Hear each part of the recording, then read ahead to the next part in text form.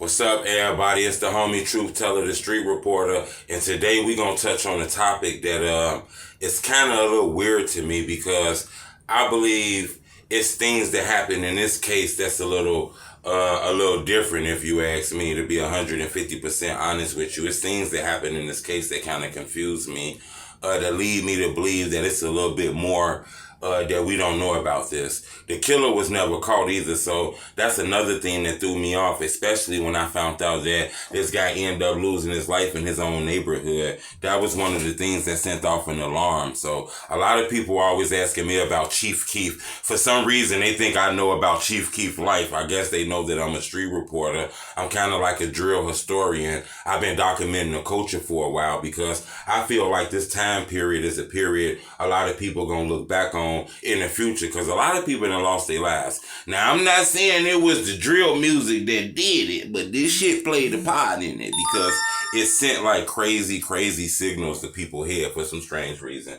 But one of the first things we're going to do is we're going to talk about Trey Savage. We're going to take him to the board, part of Glow Gang. I'm not sure if he was like a top member, but he was affiliated with Glow Gang. He was more and more a member of the Savage Squad group, like with Fredo Santana and shit like that. So we're going to bring him to the board. I'm going to kind of explain to you exactly what the police is claiming happened to him, because his death is kind of like still a mystery, if you ask me, even though I believe there's more to it once I looked at it. And I studied a lot of newspapers. I mean, a lot of newspapers, from the Chicago Sun-Times to the Tribune, the CBS Local. I sift through a lot of interviews. I listened to some police reports, a lot of things to help me come to this conclusion of this case. And I also talked to a lot of people that was close to Trey Savage. I had an opportunity to DM with one of Trey Savage's closest friends by the name of MTV Cash.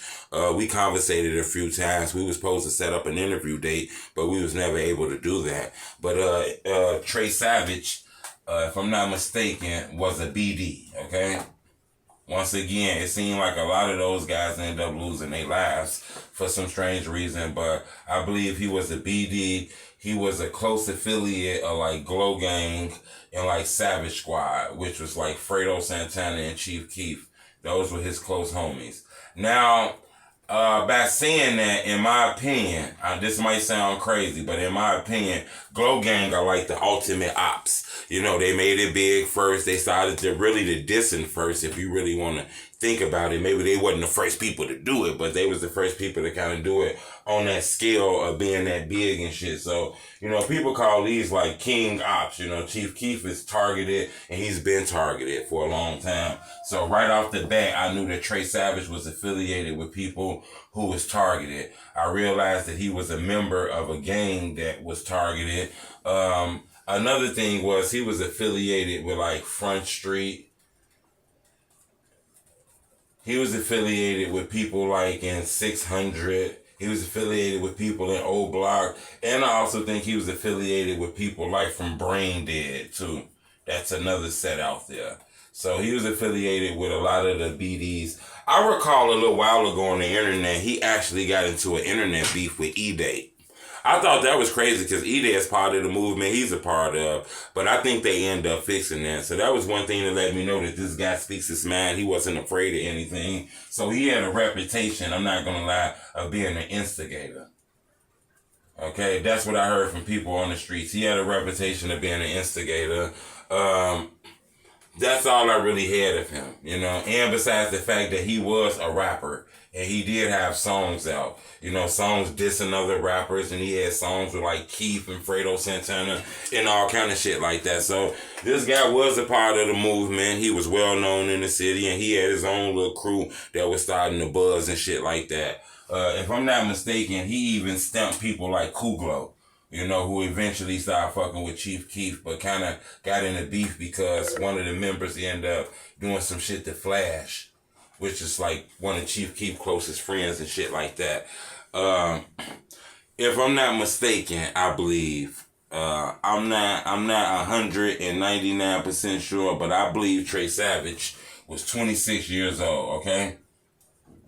Now, I'm not 100% sure on that, but I do believe this guy was only 26 years old when he ended up losing his life. I believe he was on that. I believe him and his girlfriend, this is what the police is claiming. The police is claiming that he dropped his girlfriend off, okay? They're claiming that he dropped his girlfriend off in a car at her house at 11 a.m., okay? I believe 11 a.m., so this was like the morning time. The police is claiming that he dropped his girl off in the car on the 8100 block of South Evans, okay?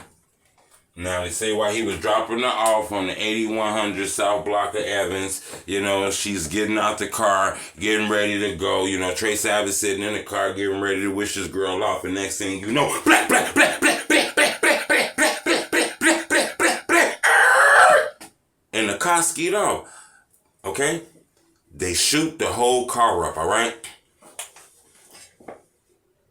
Trey Savage, he gets hit in the neck and the shoulder. All right? He continues driving. You know, I guess he's shocked. He continued driving.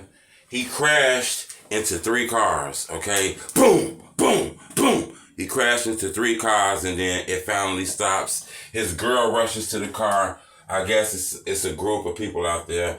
They rushes to the car. They pull him out the car. They drive him to the hospital, where he's eventually pronounced dead. He ended up being killed. All right? I also, when I did my homework and I looked at the police reports, I looked at it and I realized that Trey Savage lived in this hood. He lived in this hood. Even though he was doing those songs with famous rappers and all kind of shit, he lived in this hood and he was still living in this hood. Okay? The person who killed him ended up getting away. All right?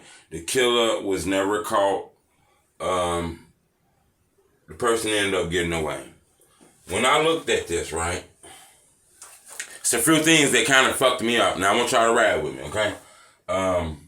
First off, this is Trey Savage from Glow Gang. I done seen this guy on a lot of rap videos that went viral. He's friends with all these famous ass rappers.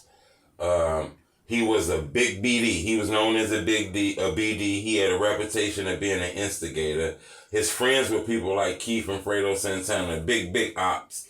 He was a rapper who did diss songs. This crew that he was really running with were like Brain Dead. It's known as a hardened crew. They got a reputation of a no play type of shit. You know what I'm saying? He was in his own neighborhood when he lost his life. His own neighborhood.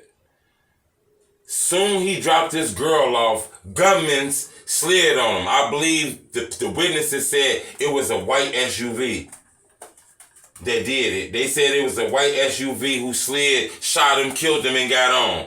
So soon he dropped them off. I said, soon he dropped them off. It's like they was waiting on him. I come to the conclusion, in my opinion, that, Trey Savage was targeted, okay? He was targeted. Now, I'm not saying, he wasn't targeted for the wrong reasons or targeted for the right reasons. I think anybody being targeted and losing their life is the wrong reasons, if you ask me. But I believe this guy was targeted. Now, this is my problem. I don't know if he was targeted because he was looked upon as a famous rapper. He had famous friends. He did a lot of diss songs. He was dissing the ops and shit like that. I'm not saying that's why he was targeted. It could be. He could be targeted because he was doing shit out there on the streets that he shouldn't been supposed to be motherfucking doing, and people out here trying to get back. And you famous as hell, so everybody know where the fuck you at. I ain't saying that ain't another reason. I'm not saying this guy wasn't targeted because he was backdoored.